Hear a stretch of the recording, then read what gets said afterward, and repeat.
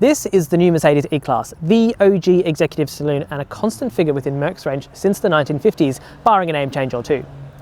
That might make you think that this is something of an old-fashioned type of car, but the E-Class has typically been right at the forefront of Merc's design and technology from the very beginning, and this one is no different. But that doesn't apply to its powertrains because it doesn't feature any form of EV option. Now that's because Mercedes make their own bespoke EV called the EQE, but what it does mean is that this can focus on its petrol, hybrid and diesel powertrains to be as good as it can be.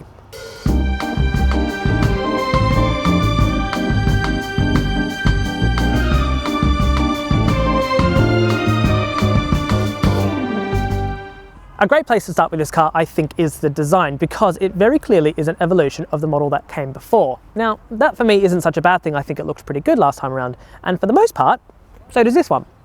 Now, it's all founded upon a very standard 3-box saloon shape with some very classic proportions. This includes the long bonnet and a specific tail, rather than having a fastback roofline or the lozenge shape of the new EQE. What's perhaps not quite so good with this car, though, are some of the detailing. Now, E-Classes, ever since the W210 model from the mid-90s, had a twin headlight design. And since going to this one-piece unit, there has always been some sort of reference to it. But in this car, I think it feels a little bit fussy. And also, the grille with this mask, it's very chintzy if I'm being unkind, glamorous if I'm being kind. I don't know, it's up to you. The rear end is all very neat and tidy, however there are a couple of things, I'm sorry Mercedes, which are a little bit jarring for me. The first thing is that these taillights with this second curve in it kind of make it look like the designer sneezed a little bit whilst they were drawing it, like woof. The second thing, and slightly more heinous thing, are the 3 pointed stars within them, because they kind of look like reptile eyeballs somehow. I'm not sure, but it's just not as sophisticated as what you'll find on an S-Class. And finally, the fake exhaust pipes. I mean, come on Mercedes, are we done with them yet? I mean, this is a diesel, not an AMG. Get rid of them. This being a Premium Plus, it does also come with 20-inch wheels and a panoramic sunroof, but generally speaking, all of them look like this. And thanks to the sleek door handles, I think overall, looks pretty good.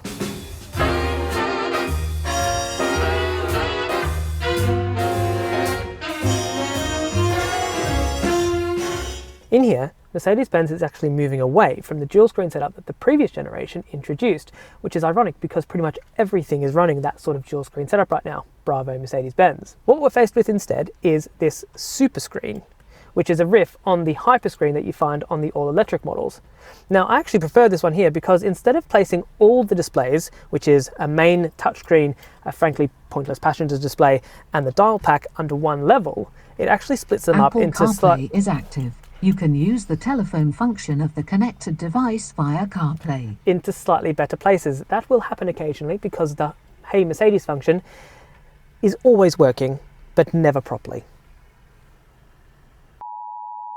The dial pack, however, is directly in front of us, and it's really clear and easy to use in a typical Mercedes-Benz way.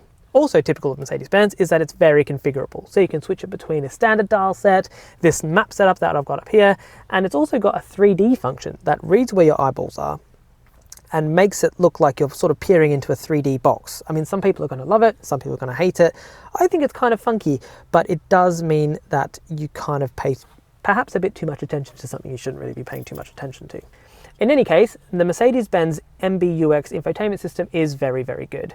It uses a zero-layer system, which means that the map is always in display in the background, and anything else above that, in terms of media or your phone, sit on that main screen. Now, I'm generally a fan of having physical air conditioning controls, as are many of you, but in this case, the screen is big enough to ensure that there's always access to those HVAC controls at any one moment.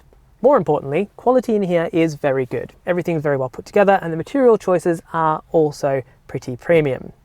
If, however, you're like me and you have a bit of an aversion to fingerprints, I would suggest that a chamois in the door pocket is probably a good idea. Space in here is pretty good too, although not quite as vast as the back seats of an EQE. That said, it's still very comfortable, and on the family road trip, if that's something we still do, no one's going to feel shortchanged back there.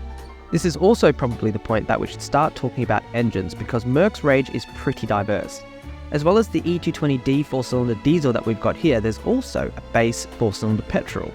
On top of that, there's also an E300E plug-in hybrid that pairs that same petrol engine with an electric motor and a massive battery pack for a plug-in that gets around 70 miles of all-electric range. Above this, however, there's my personal favourite. This is the E450D, which is a straight 6 diesel, and from my experience is one of the best diesel engines on sale. It's in fact a total performance monster and still does around 50 mpg. This is also not including any of the AMG engines that are still on their way. The model we have here is the 4-cylinder diesel, and it is expected to still be the highest seller in the UK. But before you get all anti-diesel, it is worth remembering for the specific use case, it is still an extremely good engine. Now I have to admit, in towns and cities, yes, the plug-ins do work better. And to be honest with you, as a London resident, I have to admit, since the taxis went plug-in hybrid and since the buses have gone electric or hydrogen, it is a nicer place to just walk around. However, for the long distances, these small diesels are just so good now.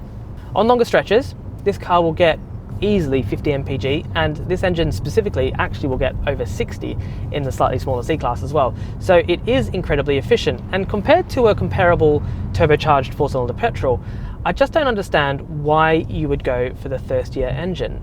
For the job of long distance cruising, diesels really do have an edge, and that's before we start talking about EVs. Now at the moment I'm actually running an EQE 300, which is the exact equivalent to this car, but the electric version. And I have to say, on motorways, it is lovely, but it is not efficient. Now that could have something to do with the fact that it is a good 600 kilograms heavier, but that's beyond the point. Really, for long distances, at the moment, I still feel like the small diesel has a lot of good points to it. The thing that you notice most with the E-Class is just how incredibly polished it feels. It does feel like what it is, essentially, a model that's been around for the best part of 70 years.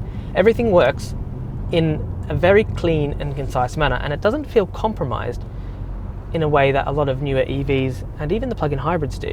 That's because buried deep underneath all of these luxury features, the E-Class has a really sweet chassis.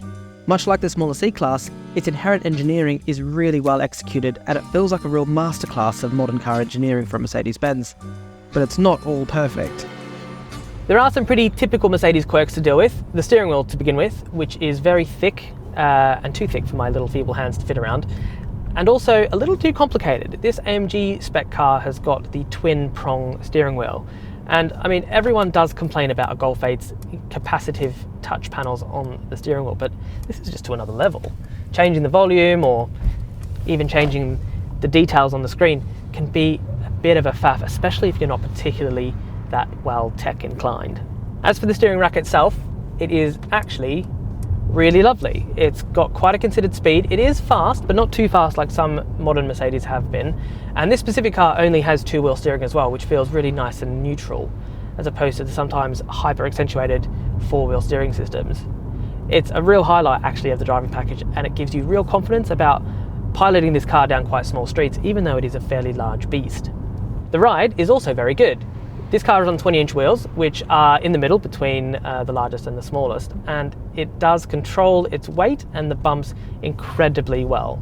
It isn't silky smooth, I think you're going to need the smaller wheels for that, but it is beautifully calibrated, and it really helps the car feel really polished, even on tougher roads.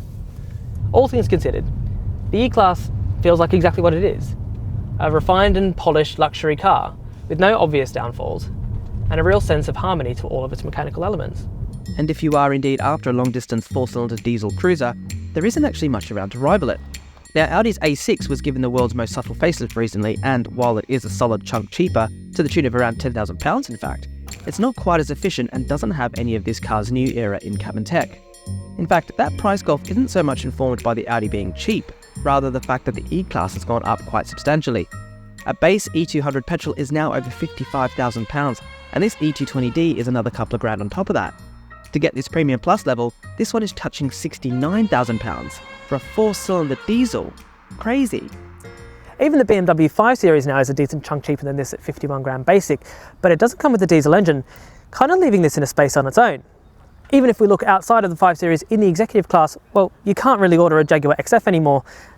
Alfa Romeo hasn't been in this space for a while, and the Genesis G80 is a bit of an eccentric addition and still only comes with the petrol, leaving this in a class of 1.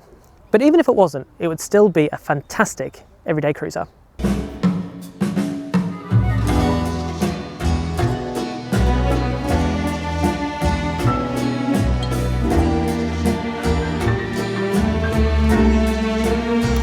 This is the new Mercedes E-Class. Yeah, it was, alright. Right.